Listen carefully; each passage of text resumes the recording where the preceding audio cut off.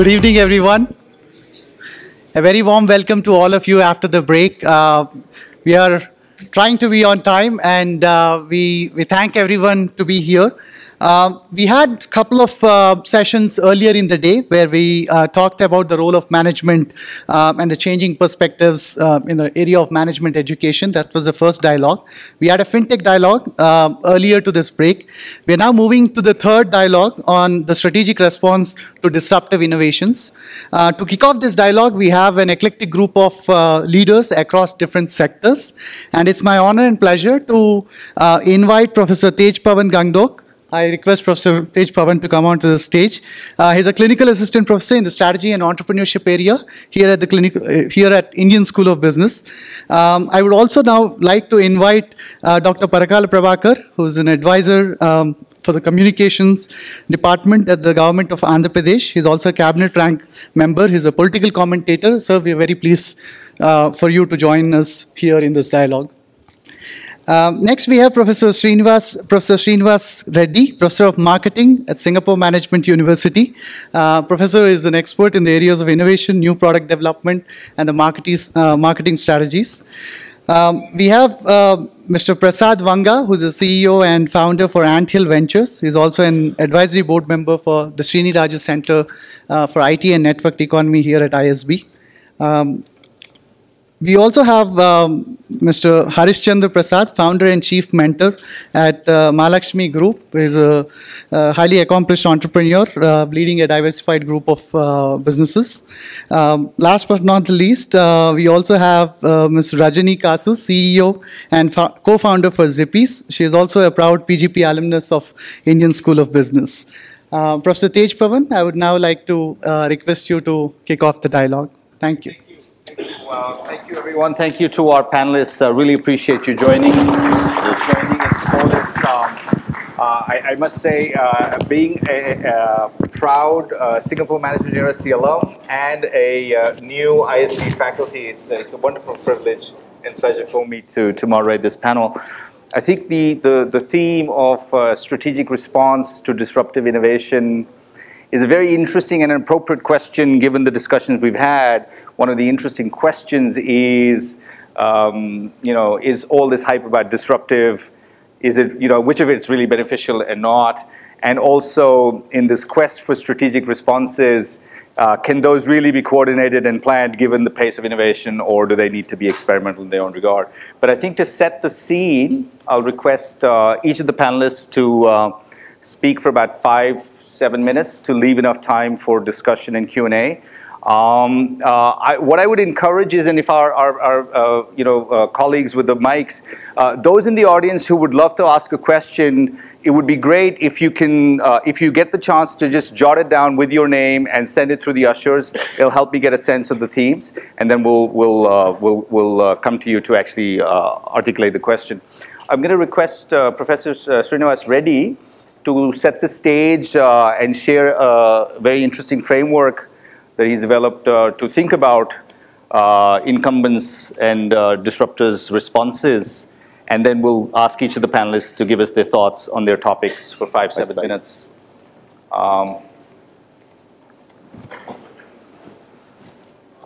As I'm setting it up, I have 3 slides that I want to use. So they should have loaded it. Excellent. Yeah, very good. Good evening. It's been a long day for you guys. Yeah, so we still have one more session to go. Yeah. It's a privilege to actually be here, and Hyderabad is my city. I grew up here, and I think it's a proud sort of a thing to actually be teaching at ISB after all these years. And so what a gem in Hyderabad's cap. And it's great to talk about the topic, which I have a great deal of passion for. And so today I'm going to talk a little bit about how firms respond or don't respond to digital disruption. So I'll set it up a little bit here. So this is an example that you probably have seen in terms of how Amazon has grown leaps and bounds since 1995. In 1995, they started as a bookseller, online bookseller, subsequently started selling CDs and DVDs a few years later, and then kept actually increasing the portfolio of stuff. Some of the things which are interesting for me to think about, they actually went beyond what they're doing, and then in 2007, introduced a product called the Kindle. Amazon did not have much luck with a lot of hardware products that they have introduced, like Fire was a disaster. So it was a phone which was supposed to actually do something where if you go into a store, it will automatically take you to an Amazon site with the product. And so that did actually not work. But Kindle was a huge hit. But the market essentially thought that was a silly idea, stupid idea, because much of what they are doing is selling paper books, right? As it turns out, that did not actually hurt them. So one of the lessons that we learn is that cannibalization is not a problem. You have to actually be brave enough to embrace cannibalization. Otherwise, if you don't transform, somebody else will. So as it turns out, the latest statistic I had about 2015 or 2016, they sell a little bit more in paper books, printed books, in terms of dollar value. But the margins are, and they sell about the same amount in ebooks. Now, if you think in terms of it, the margins on paperbacks or paper books essentially is not high. On ebooks, what is the marginal cost of selling one additional ebook? Close to zero. So effectively, the margins on ebooks essentially has picked up. And so they are, yeah, so I have some statistic here at the bottom, you can see. So anyway, so what is actually amazing is the kind of impact it had, not only on the booksellers, on now electronics and groceries and so on, but it's actually affecting almost all industries. They have developed a studio, which essentially competes with Hulu and other producers, yeah, with producers and so on. But one of the things, interestingly, they have been constantly innovating in terms of how to improve the chain, the value chain, and reduce the pain points of how customers essentially shop online. And it's actually remarkable. The one click is one of the most dangerous innovations of Amazon. If you ever have actually been there, it actually doesn't give you a warning. If you click on it, it actually sends the order out. So, but one of the things, if you think in terms of the chain, they have improved in terms of what they have been able to do at the front end. The search on Amazon is one of the most interesting and the pleasant experiences. But they have not exploited it very much until recently. So now they're going to be actually quite a dramatic sort of a giant in terms of search. Because if you now go on a search for Google in Google, you'll probably get a bunch of stuff essentially ordered based on how much the company paid. If you're going to look for, let's say, 60-inch flat panel television on Amazon, not only does it give you a list of all of those, but also gives you the prices, gives you the ratings of the stuff, so you have much more information. So believe me, in the next 2 to 5 years, Amazon will be competing against Google search. Okay, and they probably will do a better job of doing unless they modify or transform themselves. Anyway, so one of the surprising elements that Amazon had was called web services. They literally created the cloud services, and nobody knew it because they would not report it into their annual reports until about maybe a year and a half ago. As it turns out, the margins on the web services is 80%. They are still the largest, and the revenues that they get from web services is larger than the top 3 web service providers, cloud service providers, and these are not slouchy companies. It's Google, it's IBM, it's Microsoft. So they're actually better than all the 3 combined, okay? Now, that's the story about Amazon. But there's a lot of disruption that's going on in the business, so I'm just not going to go into too much details, but you can see every industry under threat. There are new players essentially are changing the rules of the game. So here we know WhatsApp. We know banking industry, there's a P2P lending service called lendingclub.com. Taxi industries have been actually literally transformed by Uber. And then venture industry essentially is transformed by Kickstarter and other kinds of crowdfunding sources. There's a report which says crowdfunding will essentially exceed the VCs. And I know you were talking about actually sort of being in venture business. There is a threat from these kinds of services where crowd is funding more than venture capitals these days. Okay, so that's the second slide. I mean, this is to limit myself to maybe 3 or 4 industries. We can go across industries, and there is a disruption that's going on in all of them. This is what I want to actually sort of show, because the title of the conversation today is in terms of what happens when disruption occurs and how incumbents react. So here's the thing on the x-axis, I said perceived threat by the incumbent. And on the y-axis, essentially reaction by incumbents. So I sort of can take you through a quick examples of it. At the bottom on the left-hand side is WhatsApp. WhatsApp actually has snuck in into the telecom industry. Telecom had no idea what was going on. I actually shared it with some of my students in terms of there are trend lines which are very, very clear. If you look at the trend lines about maybe 2014, you see the calls made by customers essentially has gone down dramatically. The number of SMSs that are sent essentially has zoomed. But if you ask a telecom company, what should you do? They know the trend. Everybody sees the trend. They said, we'll actually change the plan. Instead of giving you more minutes, we'll give you more SMSs. But they actually lost track of what exactly is making people do this, right? So if you look at the youngsters, they don't want to pay for SMSs. They don't want to pay. And so the two guys who started WhatsApp, one is an ex-Yahoo employee and another is Eastern European on food stamps. So these guys understood same trends, and they were able to actually say, people don't want to pay for the SMSs, right? And they said, we'll create a network. They were at the right time, essentially when smartphones essentially become prevalent. They created an app which is simple to use and literally have about 700, 800 million users now, okay? Now, and that was a shocker. And now what it has transformed the telecom industry in terms of that it is only a pipe. Now all the telecom companies, nobody is making phone calls, and what they have is a pipe that they actually provide to the customers where people are using it to stream movies and listen to music and so on. And that is not huge value for them. So they're struggling now. AT&T is trying to buy one of the media companies, so essentially they can now, fill the pipe with their own and extract some value, okay? So this is a classic example of how WhatsApp essentially have changed the business and nobody knew it.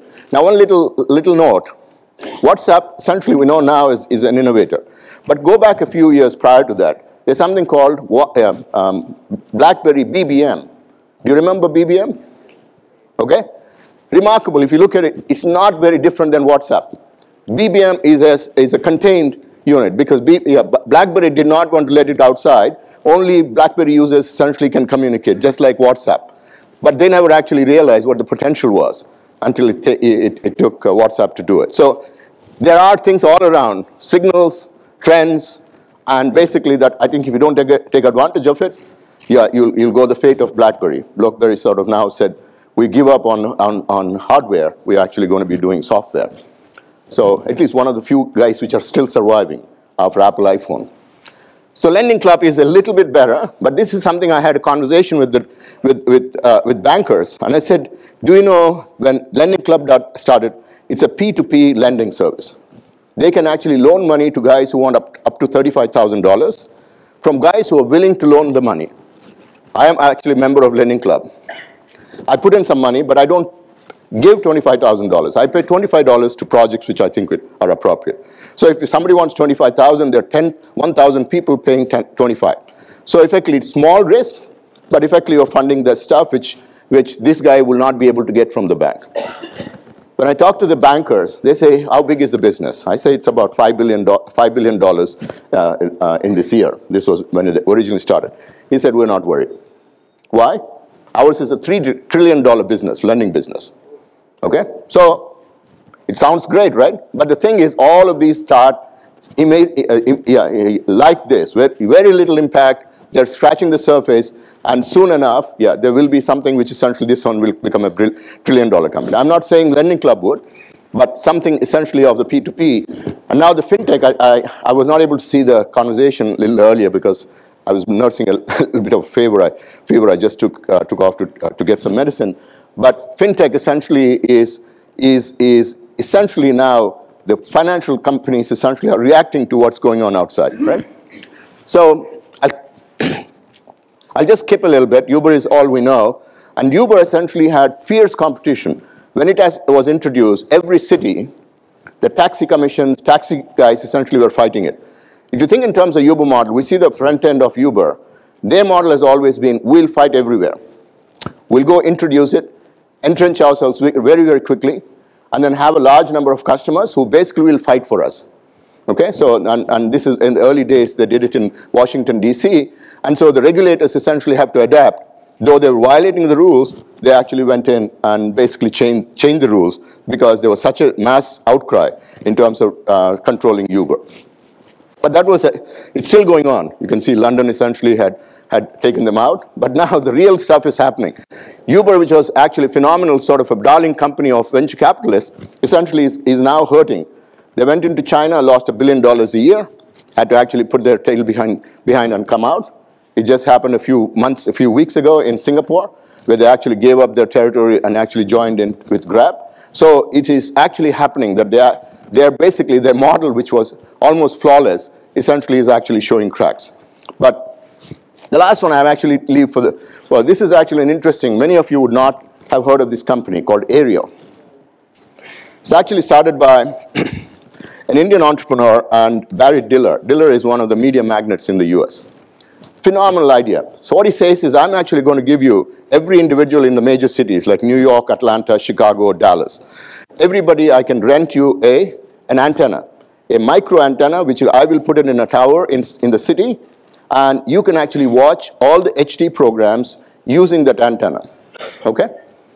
Technology was there, so actually he went into 4 cities, and you can see the reaction of the incumbents. Who are the incumbents? All the media companies, all the networks, essentially cried foul. They said, you're actually stealing our content and actually selling it out. As it turns out, in the old days, the HD spectrum essentially was given for free to the networks. Okay? So if you had an antenna, an HD antenna, you don't need to pay anyone. And what these guys argue is, I'm providing an antenna. It need not reside with you. It will reside in a central location, and if you're in the city within sight, you can actually see HD signals, HD channels. And in some of the cities, there are 40, 50 HD channels. So again, the reaction of the incumbents was incredibly fierce. They took him to court, initially lost, and then actually they said, we're going to take you to Supreme Court. Actually, Diller and his partner basically said, we are actually investing hundreds of millions of dollars to go into each city. We will get creamed. If, let's say, we lost it at the Supreme Court, we would probably not recover, because if the Supreme Court had a thing against him, so all the money invested is gone. So Diller said, we accelerate the move towards the Supreme Court. And at that time, they went in and lost. And Supreme Court basically said, you are actually not paying for the content. They lost several $100 million, but I feel very bad that this is a revolutionary sort of a disruption for the broadcast industry, and they actually thwarted it. They actually really suppressed it. So you can see examples where incumbent firms didn't have a clue, and really they're actually facing the music now, to firms which actually took the threat so seriously they would squash it. They literally squashed the company, okay? So anyway, so what I'm saying is, beware. Incumbents essentially either have to fight hard or they have to adopt. Okay, so this is the story that I tell. This is written by one of my co-authors. I have a German colleague in Cologne.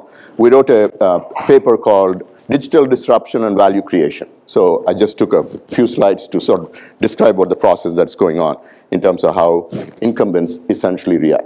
Okay, thank you very much. Thank you.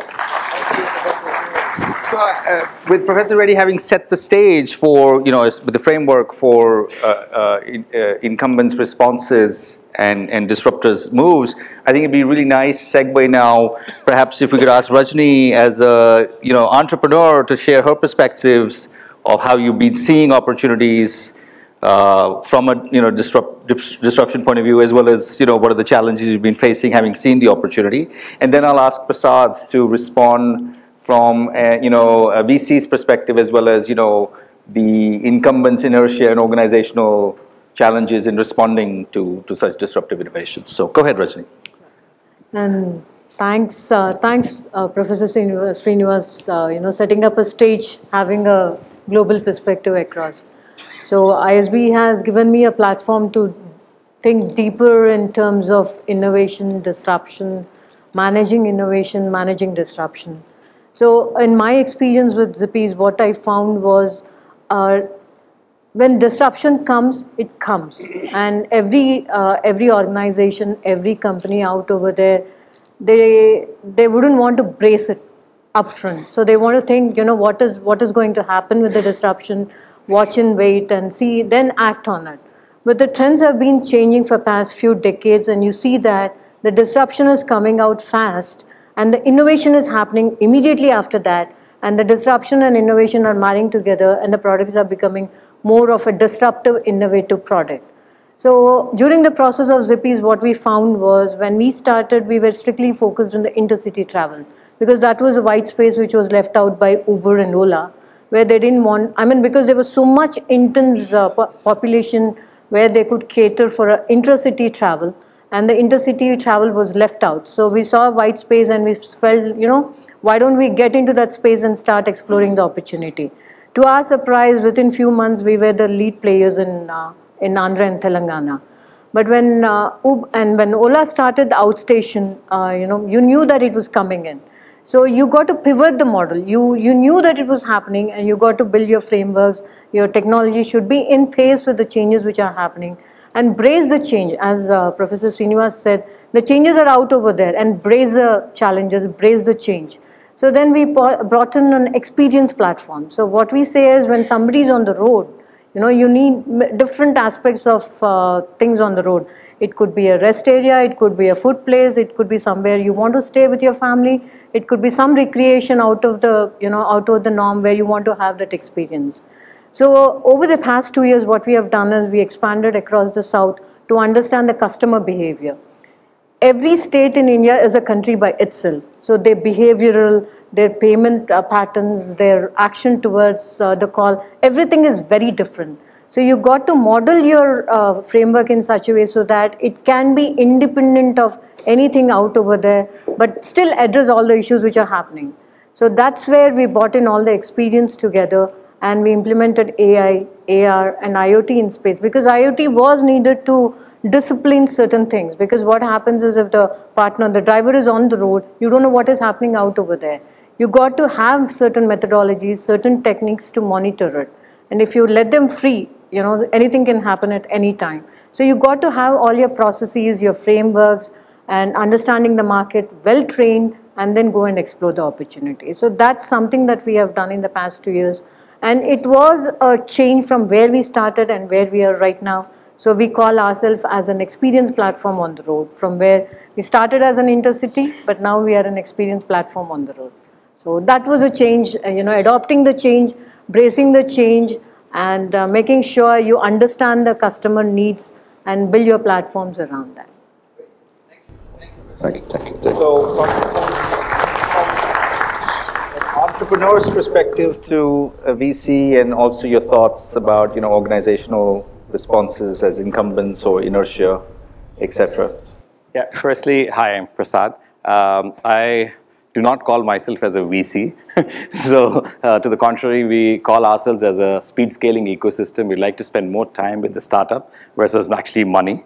We get the money from other strategic investors, but so it's kind of a, yeah. So our model is very different. Our model is that we invest a little bit from the fund, but we identify strategic capital, kind of like crowdfunding, but more growth stage capital for companies from investors who can actually help the company scale up fast, right? Anyway, to rest that thesis, what I have seen as my experience in this world is that disruption on the science or technology is one aspect, but people is the major aspect.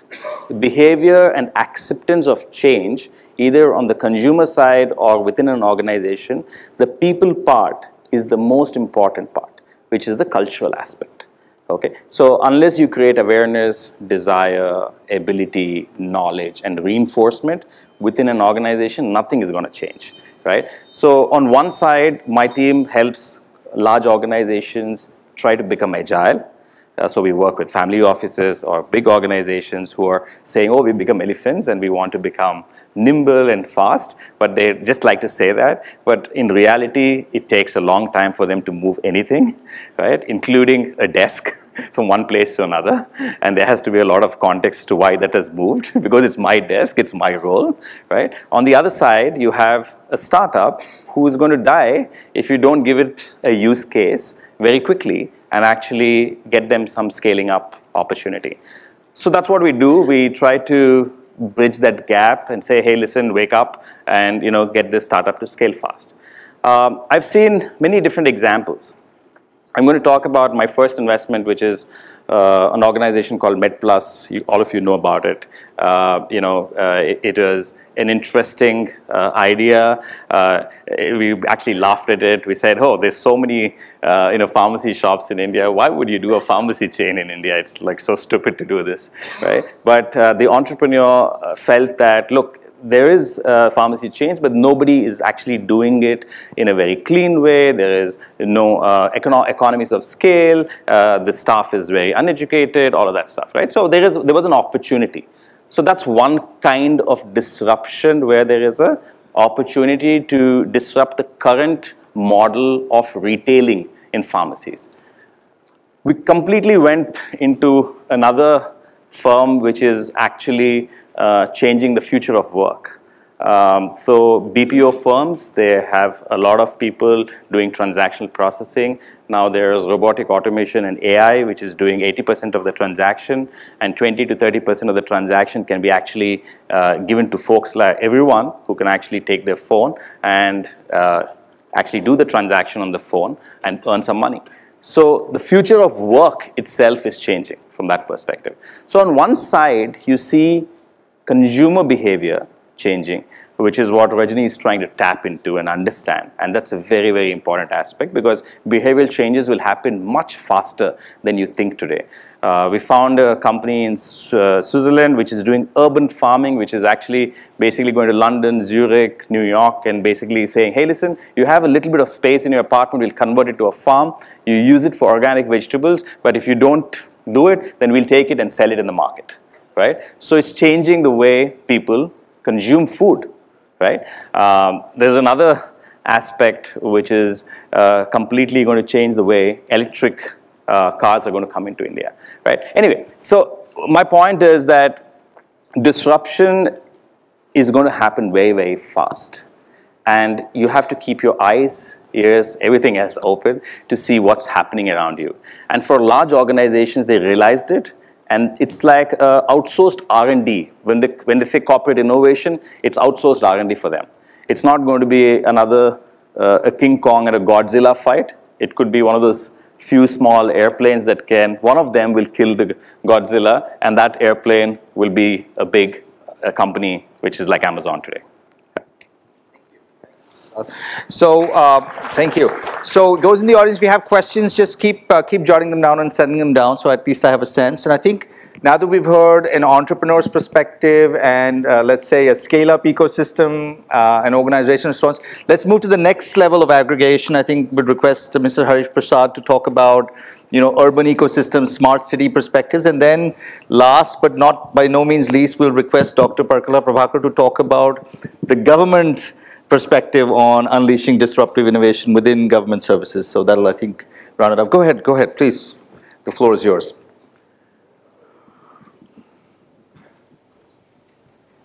Thank you, Pavan. Some time back, I started, I saw this state being divided, and I wanted to be in a sector that I was not there before, because I was in power plant development, and as you all know, it's for the last 7 years, I visualized this and thought, I had to get out of the power sector and to some extent infrastructure sector. So I was thinking about it, and then I realized that real estate will be a good deal for us, for our group, Malaxmi group. So I moved to Vijayawada. Then I started building some spaces in a very conventional manner. And my son, who is doing his PhD now in artificial intelligence and machine learning, the Millennium Kid, so he came home for vacation, and I was just talking to him, and I was saying, excitedly, my wife was there. So I was just telling him that we are going to build a house in Amravati. I purchased some land, and I'm going to build a house in Amravati. He said, Dad, why do you want to, how many houses do you need? You don't need another house. You already have one in Hyderabad. If you want to live in Vijayawada, why don't you rent out something? So I started thinking, what is this fellow talking about, I'm here to build a house for him, but he's not interested. Then I realized the future generation, because of the technological changes that are happening, will think in a different way. So I started thinking from that day what I should do and how I should develop my real estate sector. Today if you see, the conventional residential buildings and all that, I think will go down over time. you will see more affordable housing, because of urbanization, you will see more affordable housing coming, and they are quite different from the conventional construction. Affordable housing, if you go deep into it, it needs precast technology or shear wall technology, in situ technologies, and so on and so forth. And also environment is going to be very, very important when you build these, cluster, high density apartments. Then I also realized that economic cities are going to play a very important role in the real estate sector in future. The malls will be replaced by godowns and storage spaces in future. So I have to move towards these sectors. And with the technological development, the smart cities will come in. So as a real estate company, I have to think of smart cities. Old age homes, old age communities are going to develop. And I think we are also moving towards, in olden days, we used to have this ashram living, community living, kibbutz, as they call it in Israel and all that. We are moving towards that. And also in the, on the technology front, we are moving, on the environmental front, we are moving. So when I thought about all these things, I started looking at Singapore. Luckily for us, with the vision that our Chief Minister, Mr. Naidu has, he brought in Singapore. I didn't understand initially why Singapore was brought into Plan Amravati. But when you start studying Singapore, it's Makkah for real estate. They have done some of the best innovations. Actually, if you see on the innovation side, India is lagging behind. China is doing extremely well. And one of the reasons I analyzed is the success of our outsourcing industry. And I blame Singapore for that. The reason is that S&S has built the first IT outsourcing hub in Bangalore. S&S, when you study this company, I'm not propagating S&S, but I started studying this. I was doing a lot of piggyback on some of these Singapore companies. And I realized that some of these models that they developed are excellent. So if you just, as a real estate company, if I follow some of the things that are done in Singapore, it will definitely help my group to grow. And as the disruptive technologies take over, it is better to follow them. For example, recently my team has gone to Singapore and they saw in a building called Ascent. There's a lot of, in a commercial space, I believe we only use 10% of it. If you consider the night time and if you consider the corridors, atriums and all that. So what these guys did, S&S, in this Ascent, which is in the Singapore Science City, they built in the atrium something called the Bridge, which is a co-working space. And while building a co-working space, they also brought in a community sense. So there are a lot of companies in the atrium of this building. And they also create a community sense in the sense they have yoga classes in the evening. And they are different people from different companies. And these are all like innovative companies. So they have only 4 or 5 employees there before they migrate to bigger offices. And they also say that the Singaporean companies like S&S, they look at economic transformative projects. They don't do real estate vanilla building. So Singapore Science City is one. And our IT outsourcing hub in Bangalore is one. So these are some of the things that were brought in. And because of them, they have created the employment, they have helped the innovation. If you see in what is happening, many people will think, what is real estate? But real estate is also can help innovation. India is lacking behind. And Mr. Prabhakar Garu is going to speak next. So what I found while I'm doing this real estate development, with innovation in mind, sir, is that a lot of our policies have to change.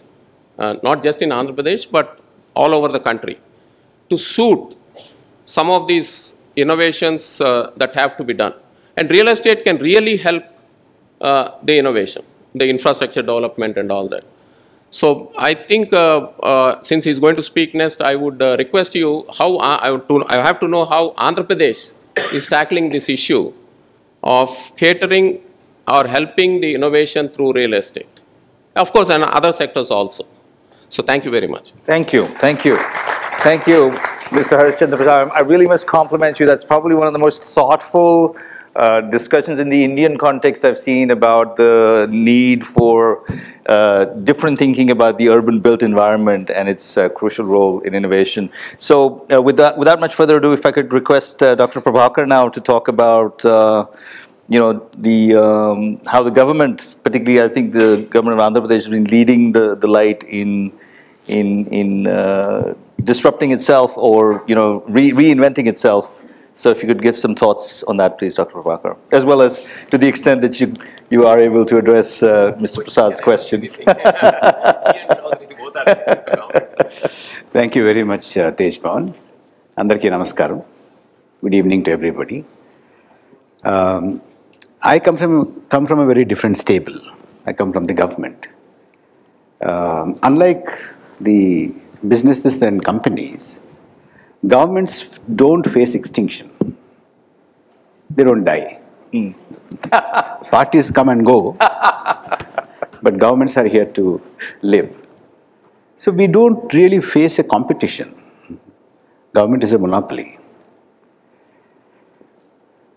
And therefore, probably, governments are also suspect, especially, you know, people like you and corridors like these and institutions like these, they suspect government. In fact, one of our great economists, Milton Friedman, said, if you put government in charge of Sahara Desert,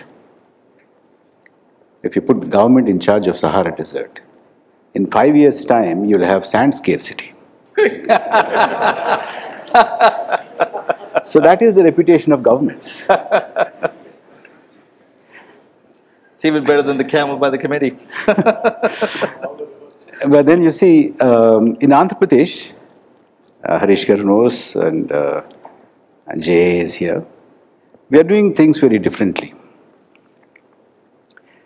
You know, we are living in an age where everything is being not only disrupted, but it's being redefined. The equations are redefined. Innovations and disruptions have been happening, I think, since the primitive man. When the plow was invented, it was disruption. You know, from food gathering economy to agriculture, electricity, steam. After that, electricity. You know, every day, every age, the rapidity might be different. I mean, it might have taken from one disruption, one innovation to the other, maybe a century or a couple of centuries, then goes half a century or a decade. Now it's probably every 6 months or even every 2-3 months, probably that. But then disruptions have been happening, innovations have been happening. But what is now very prominent and very sharp, and that is what is really throwing a lot of companies into dustbins, is the redefinition. Redefining the relationship between man and machine, redefining the relationship between a product and a platform, redefining the relationship between the core and the crowd. These kind of redefinitions are happening. And then how, from government of Andhra Pradesh point of view, how are we looking at these redefinitions? And how are we looking at these and how are we understanding these redefinitions? And how are we, to some extent, whatever it is possible in a government system, we are adopting these redefined ways and innovative ways.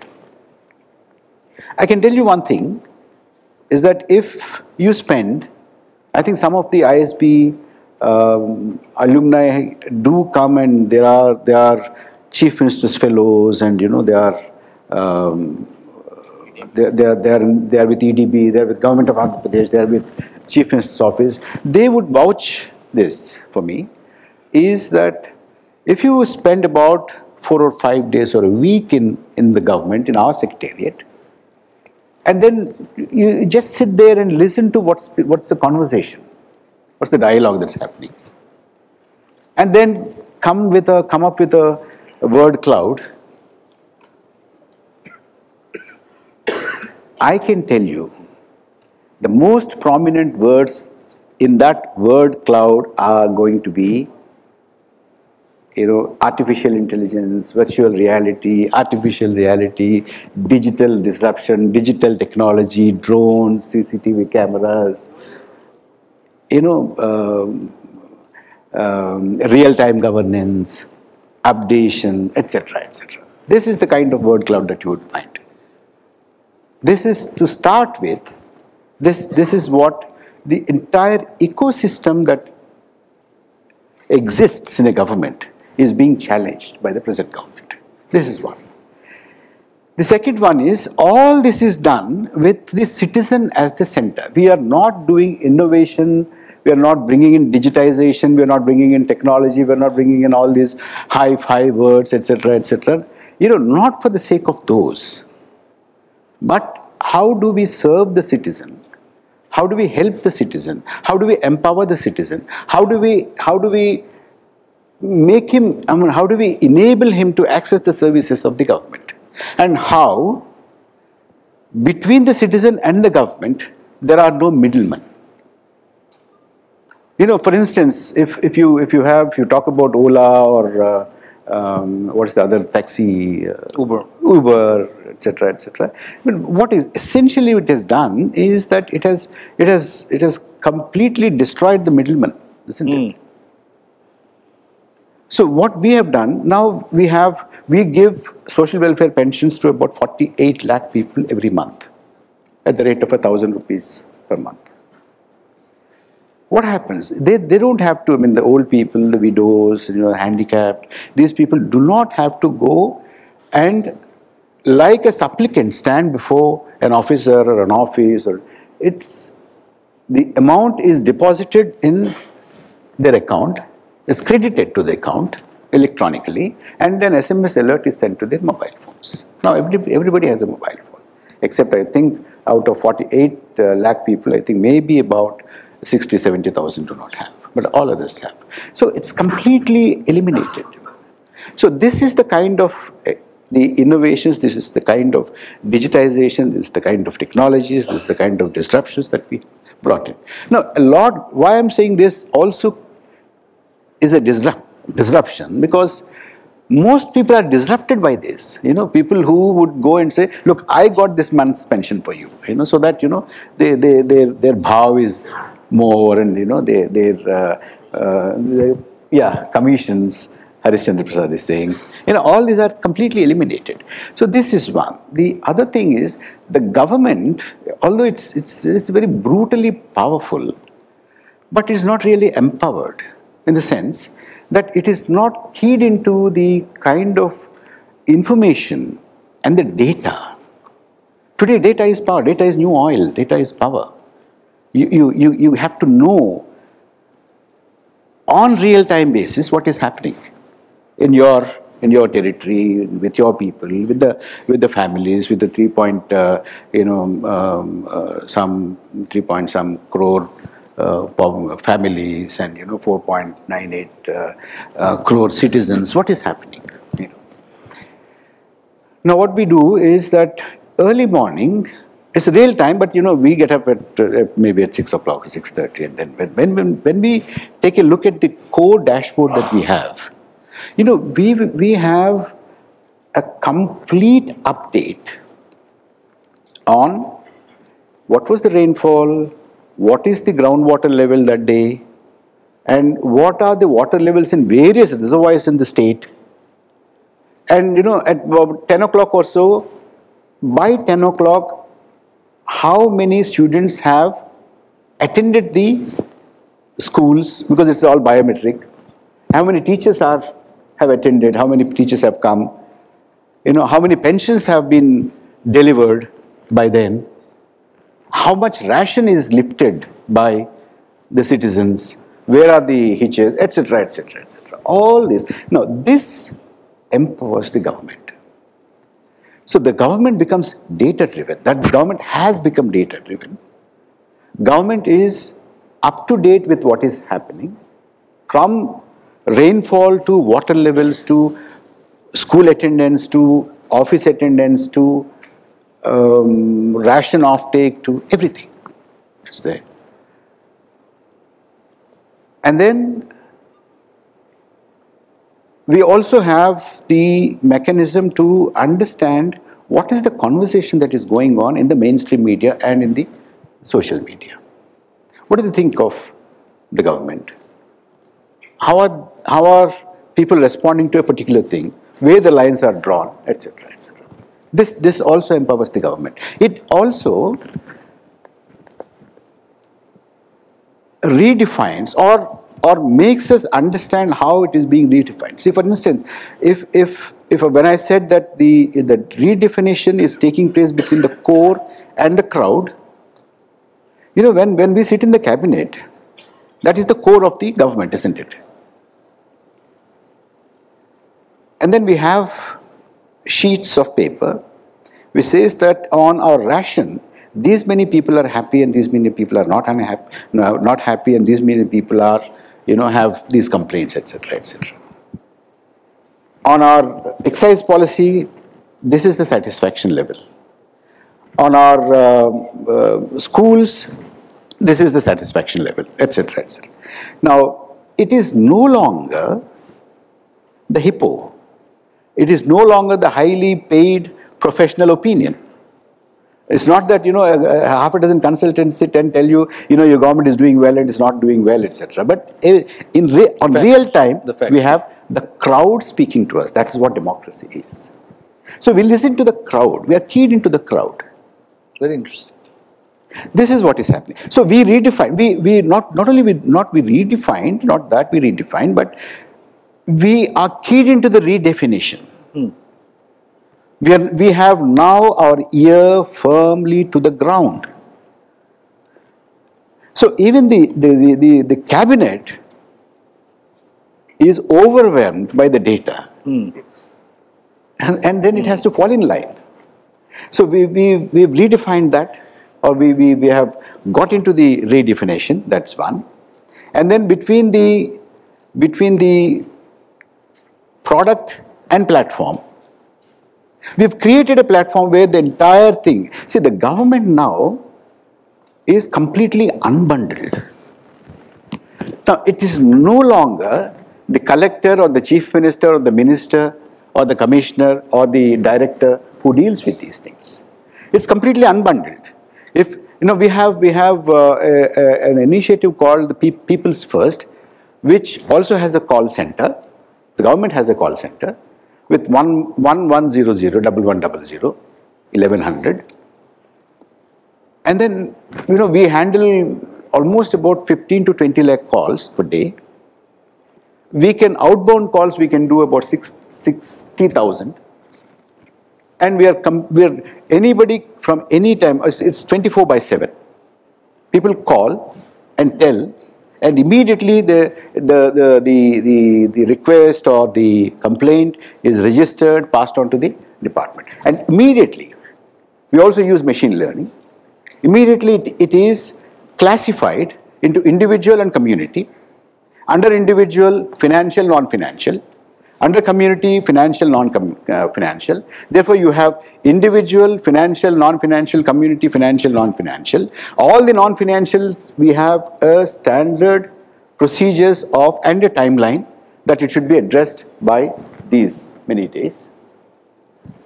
Community, financial, non-financial, community, financial. Financial, if it is under 5 lakhs, what to do, and over 5 lakhs, between 5 and 10 lakhs, what to do, etc., etc. We have different scales. If it is too huge, big, suppose somebody calls up and says, I want a steel plant in my district, then it's a huge thing. And the call center cannot handle that. But then that's a huge thing. But apart from those extreme cases, we respond.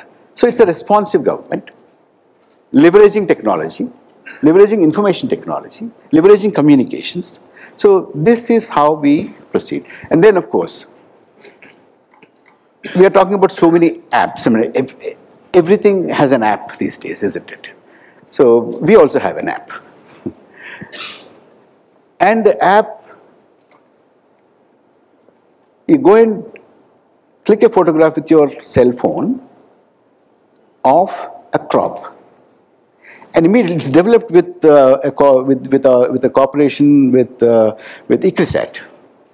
You know, you click a photograph of a crop, and immediately the data is sent to the cloud, and then to various labs, whichever labs we do not know, and then the information comes back to the farmer that this crop is healthy or not healthy. If it is not healthy, these are the kind of diseases that it has or it is likely to have, and this is the kind of pesticide or whatever you need to use it. This information is beamed back to the farmer's smartphone. Now everybody has smartphone.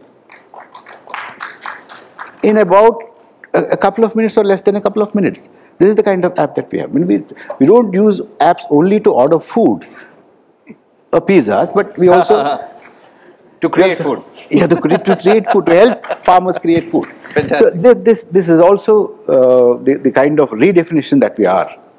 So we are redefining crowd and core. We have redefined, and we have redefined product and platform, and machine and mind. We have done that. And of course, you know, we have e-office. Most of us are on. Am I exceeding the time? I'll complete in one sentence. You see, it has its own advantages. And of course, the officers have no rest also, because you see, even if they're on a holiday, I can ring them up and say, just why don't you clear the file? Because he can clear the file sitting wherever, even if he's undergoing training in Singapore also, he can clear the file. So it's fast. I tell you, Tejpavan, that the file clearance in Andhra Pradesh is ranging between, the slowest is 1 day. Right. I mean, the slowest is 3 days and fastest is less than a day. This is the kind of file clearance that we have. Fantastic. So, although we have no competition, we are here to stay as a government. We are still keyed into the innovations. We are using technology and helping people, empowering people, and redefining the way governance is done in Andhra Pradesh. Thank you very much. Thank you, Dr. Prabhakar. That's truly inspirational. I think the stories or the examples you've given are perhaps much more than disruptive innovation. They're truly invigorating and inspirational innovation. But I wanted to actually pick on a theme that you just laid out with the crop farmer app example. I think we've certainly had lots of discussion today about lots of technologies and lots of innovation approaches, and there's clearly, as Harish Prasad mentioned, lots to learn from, that India can learn from Singapore in smart city and efficient government and many of those things.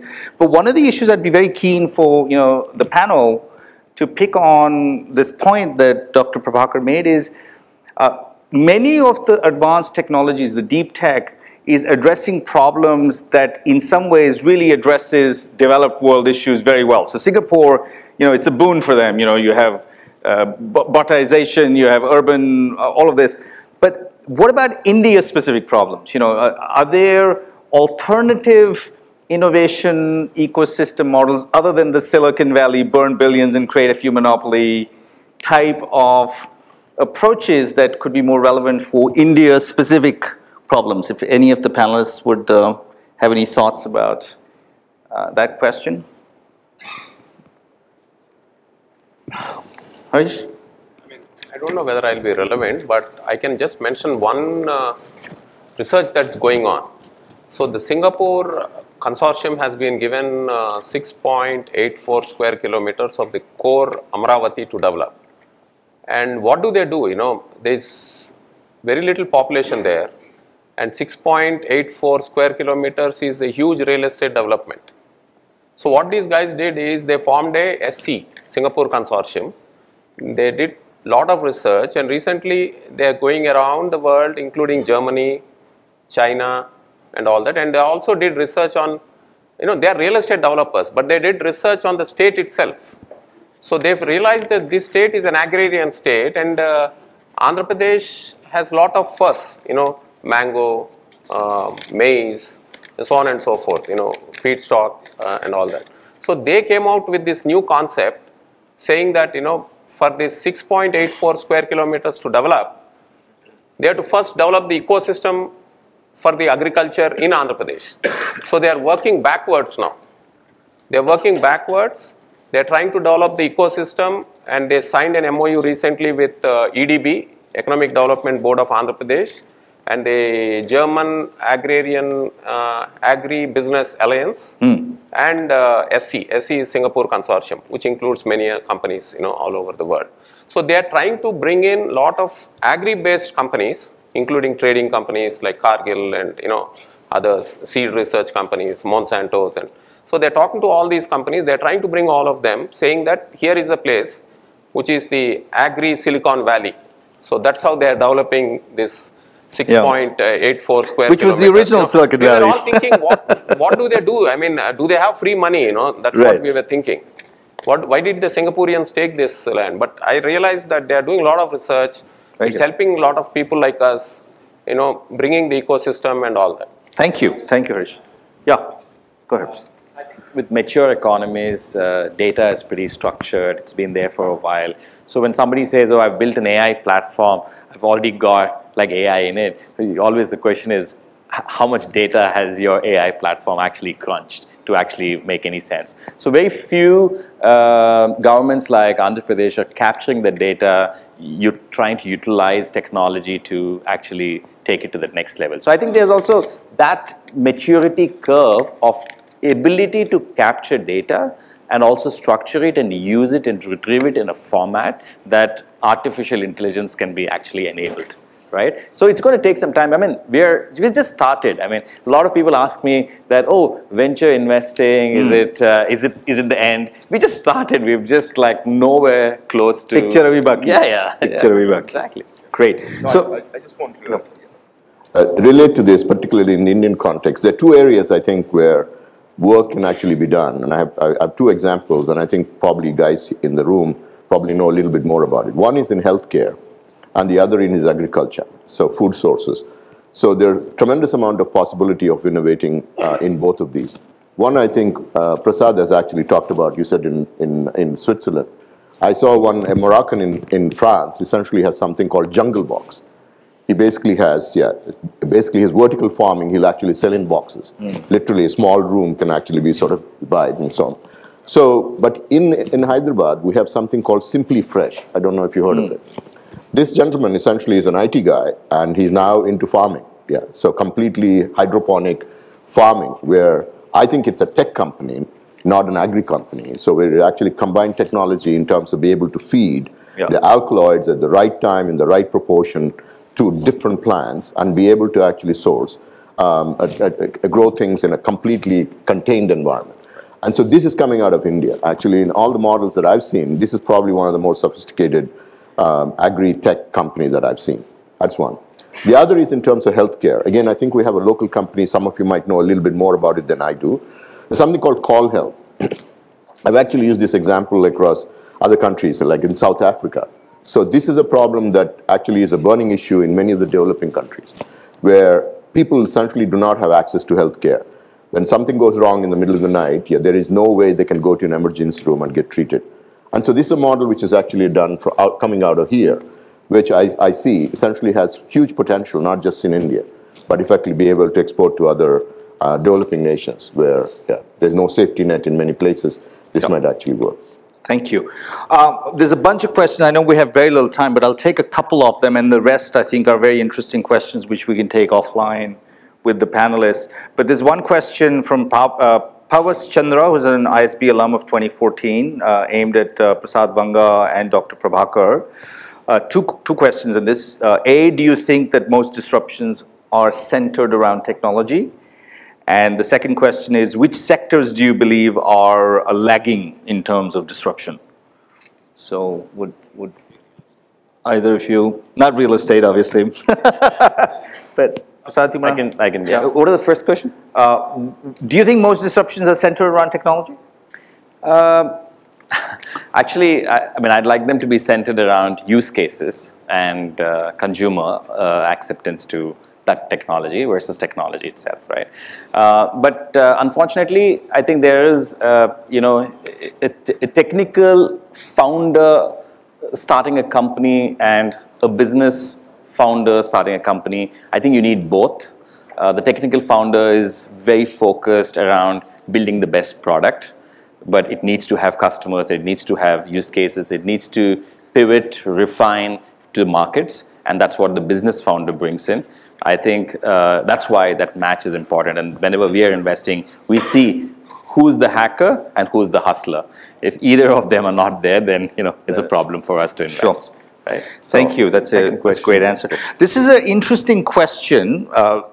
They've not identified themselves and they haven't addressed it to a specific panelist, but I think it's an interesting question worth raising, because so far we've been sort of giving a fairly positive spin to this disruptive innovation. And this question actually builds on a point that Arnaud also raised about that the jobs that are lost are not the people who are able to benefit. So, you know, maybe Dr. Prabhakar, if you could care to give some thoughts about that this disruption being a way of life, and this is what this question is saying, and this going by the survival of the fittest theme, but in the process of a lot of this, you know, lots of jobs and livelihoods being devastated. So, you know, what's the sort of, I mean, solution for the people who are being left behind? You know, what's the light at the end of the tunnel?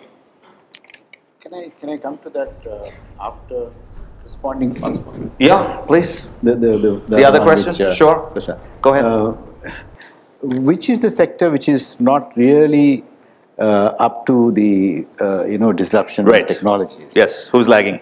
Very obviously the government. Well, not in Andhra Pradesh, obviously. Except Andhra Pradesh. Yes. And you see, or Singapore for that matter. Oh yeah, Singapore. Singapore is not, they're much advanced. I mean, they don't look at themselves as governments, probably, yes. Yeah.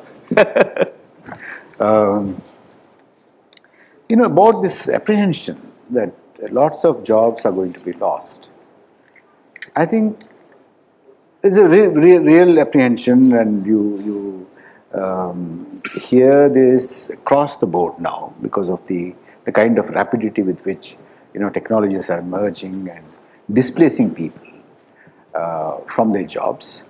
But you see, the key to this is training and retraining. Now, I think there's some research paper, I think probably by McKinsey's, I think, which says that the current training, retraining in the developed economies, you know, you join employment and you retire. Between these 2 points, you go for training and retraining at least about 6 to 7 times. Right. And probably change jobs 3 or 4 times. This is roughly, I mean. But then, it's going to be more rapid. So the workforce will have to be trained and retrained. Jobs are going to change in nature. I think work is not going to to be completely disappearing. It will be probably redefined. You know, we used to, when the Industrial Revolution started, probably people worked for 20 hours, you know, 18 hours. Now, you know, people work for 5 days a week, even 4 days a week in some places, 35 hours a week and less than 35 hours a week. It's going to change. Leisure is going to change, work is going to change, relationships are going to change, you know, commuting is going to change, everything is going to change. Thank you. I don't think on that count people need to be really worried, except that everybody needs to be on their toes. I'm desperately looking around for whether I have a wind-up signal or should we? One more question? Or? Okay, we'll take a question from the others. This gentleman, this lovely pink shirt. Go ahead, sir. Using the mobile app for the farmers, in terms of the latest technology which are used across the world to help the farmers to in the productivity yield of the per acre in the land. So how are they helping them out? What's happening around and how they can improve the productivity per yield per acre in the You see, Andhra Pradesh? first of all, we are now aware, I think most of our farmers are now aware that how low their productivity is. That's the first step. When we are taking out, say, X number of bags per acre as our yield, now we compare today, the data is available on the platforms. Now you can benchmark your yield to what is the rice yield in Vietnam per acre, per hectare, what is it in Cambodia, what is it in United States, what's somewhere elsewhere, which crop, what is the kind of yield, etc., etc. is available. Then of course, because of the kind of platforms, technological platforms that we have, we also are now aware of the price movements and also the futures. And then there is a lot of predictive analytics which have come even into the agrarian sector. So that is the reason why now government of Andhra Pradesh, I can talk about government of Andhra Pradesh, now we are now telling them that look, use this much of water, don't overuse water, this much of pesticide, because this is a huge tendency to overuse pesticide, overuse even fertilizer. So cut it down on that so that your input costs are much reduced, your profitability increases, your yield also increases. So these are the kind of the data and the counseling that is happening in the state of Andhra Pradesh. That's great. Okay, thank you. I have a last question. I'm from India, and I have a very deep respect for Singapore because we know that one of the great leaders, Lee Kuan Yew, from that environment, he just did so much. And your question, sir? There was a lot of riots. They got the independence in 1960s, but there was the situation was very bad, and the leader came and just did a lot of things and just transformed the Singapore like anything. And your question, sir? My question is that this disruption does require the leaders, especially in real estate. Do we require the good leaders in real estates where just they do? Well, we have one, obviously. Yeah, that's what I'm asking. In any sector, whether it is a technology or anything, do we require a great leaders who can just do the great transformation like what Singapore has done? And otherwise, just that's my question. The answer is yes. According to Professor Reddy, the answer is yes. Great. Well, thank you so much. Thank you. Before you wind up, I just need to say one line. I'm sitting also here as a representative of the government of Andhra Pradesh. So I must say, India-Singapore business dialogue is and of course, Singapore itself and the initiative Singapore-India business dialogue is very dear to the heart of Andhra Pradesh government. Absolutely. And Singapore has been and it continues to be a very, very good and dear friend of Andhra Pradesh. It's been helping us with our capital, our master plan, development of the seed capital, etc.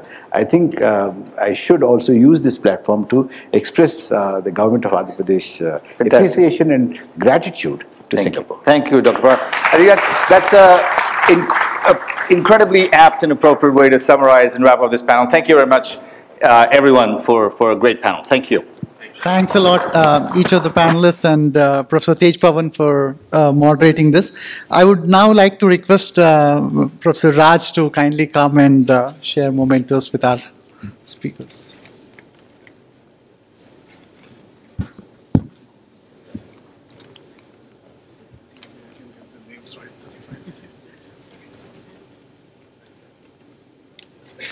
Thank you, Mr. Prasad.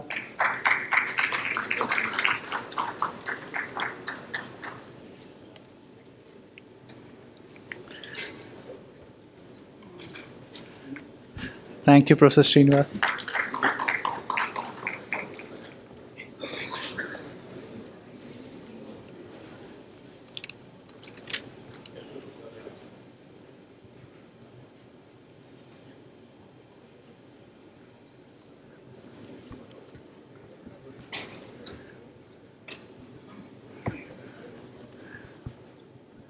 Thank you, Dr. Prabhakar.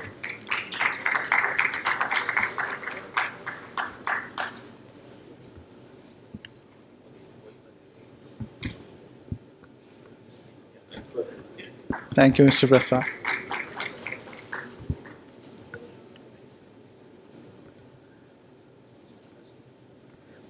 Thank you, Rajani.